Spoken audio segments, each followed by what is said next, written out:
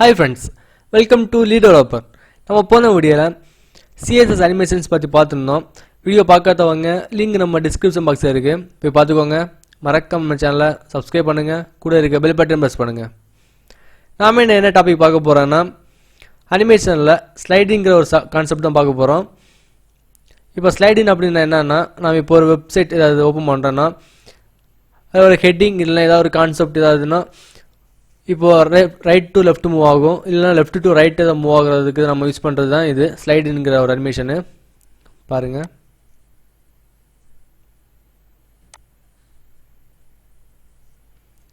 இதே மாதிரி இந்த அனிமேஷன்ஸ் எப்படி பண்றதுன்னு சொல்லி தர போறேன் வாங்க.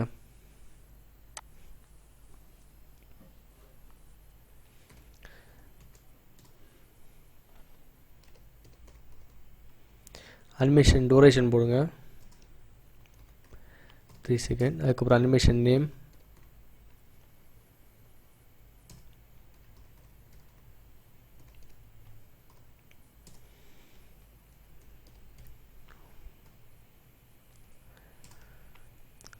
font size 50 pixel. இதுக்கும் கலர் நான் ஹெக்ஸாடெசிமல் கலருக்கு போடுறேன். அது நீங்க என்ன கலர் போடணுமோ போட்டுக்கலாம். அதுல அதுக்கு நம்ம வந்து அனிமேஷன் யூஸ் பண்ற சின்டாக்ஸ் டிக்ளேர் பண்ணனும்.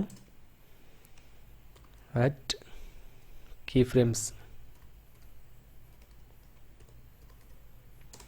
அதுக்கப்புறம் அனிமேஷன் நேம் அது போடுங்க. அதுல slidein bracket open ஸ்டார்ட் பண்றது from bracket open margin left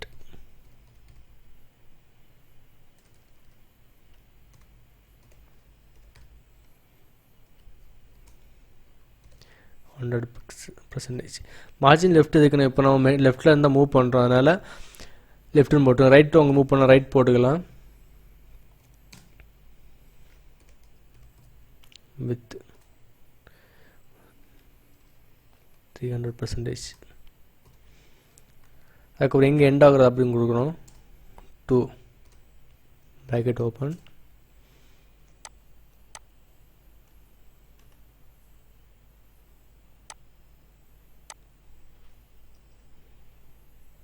end ஆகிற பிளேஸ் நம்ம 0 தான் இருக்கணும். இதுவும் கம்மி பண்ணுறேன்.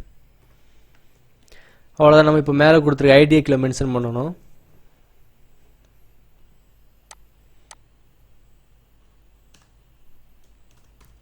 B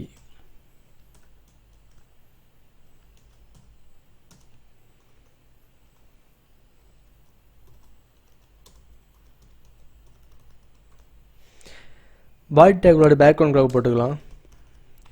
style background colour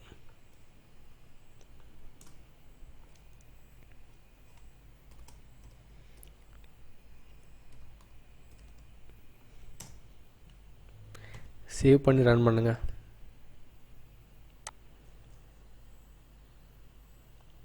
change ஆயிடுச்சு. இந்த வீடியோ உங்களுக்கு பிடிச்சது நினைக்கிறேன். பிடிச்சிருந்தா ஷேர் பண்ணுங்க, லைக் பண்ணுங்க, கமெண்ட் பண்ணுங்க, முக்கியமாக சப்ஸ்கிரைப் பண்ணுங்க. நம்ம நெக்ஸ்ட் வீடியோவில் பார்க்கலாம். தேங்க்யூ.